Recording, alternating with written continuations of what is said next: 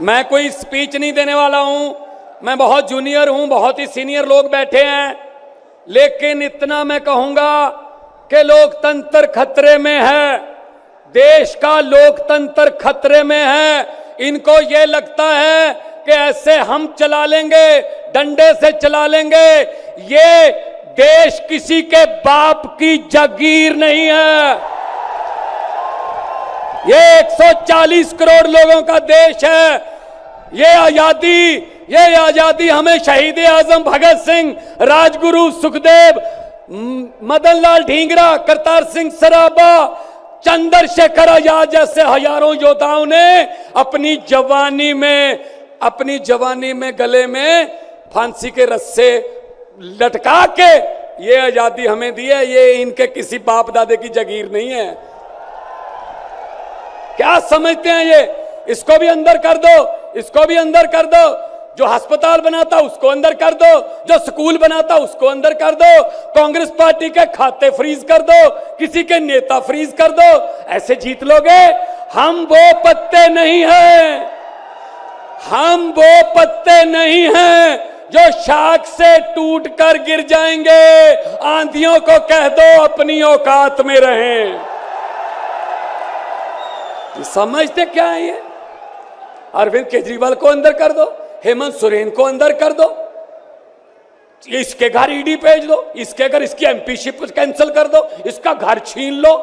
अरे मालिक तुम हो, इन घरों के मालिक तुम हो।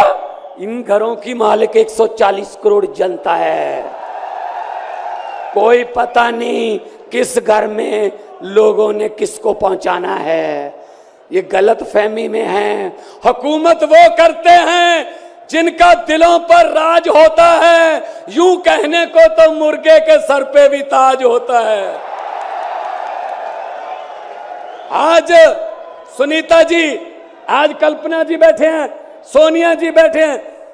मैं नमस्कार करता हूं, नमन करता हूं कि इन्होंने इतने दुख झेले, इन्होंने क्या क्या नहीं देखा अपनी जिंदगी में, आंधियां तूफान झेले, लेकिन फिर भी इतने हौसले वाले बैठे हैं और आपके साथ है। आपका प्यार जो है सबसे बड़ी ऑक्सीजन आपका प्यार है।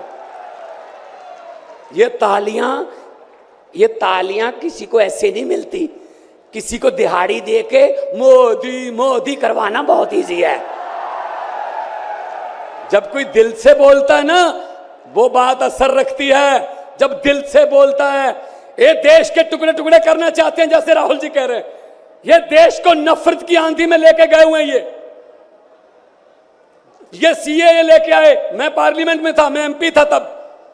मैंने कहा जी मुझे बोलने का मौका दीजिए। कहते नहीं जी। मैंने कहा जी 30 सेकंड। कहते जी, मैंने कहा जी 30 सेकंड। कहते 30 सेकंड में क्या बोलोगे? नहीं। मैंने कहा जी 20 सेकंड। कहते 20? मैंने कहा हाँ। स्पीकर साहब कहने लगे आपका समय शुरू होता है अब। तो मैंने 20 सेकंड में बोला।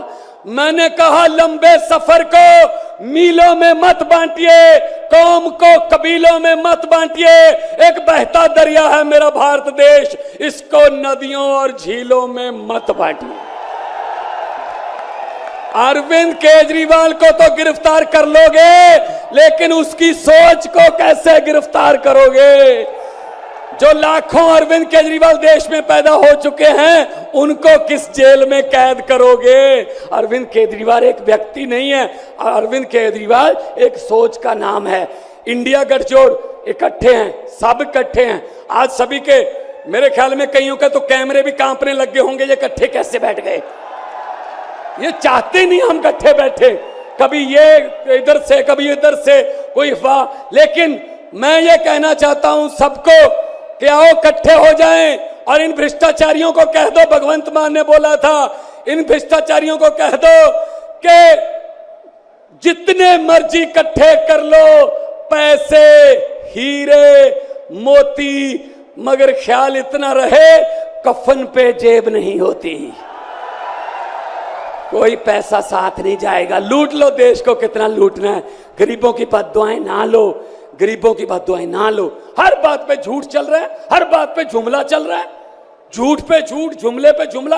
अभी जुमले बनाने वाली फैक्ट्रियां चल रही हैं। अभी आने वाले दिनों में आपके पास नए नए जुमले आएंगे, यकीन मत करना, मैंने तो पार्लियामेंट में बोल दिया था, मैंने कहा जी 15 लाख की रकम लिखता हूं तो कलम रुक जाती है, 15 लाख की रकम लिखता हूं तो कलम रुक जाती है, काले धन के बारे में सोचता हूं तो स्याही सूख जाती है, हर बात ही जुमला निकली।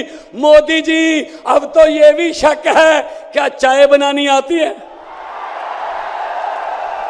मुझे लगता चाय भी नहीं बनानी आती होगी, जिस किस्म का झूठ चल रहा है। दोनों हाथ ऊपर खड़े करके 2 नारे लगा दीजिए, इनकलाब, इनकलाब, भारत माता की, वंदे, बोले सोनिहाल। बहुत बहुत धन्यवाद, बहुत बहुत धन्यवाद।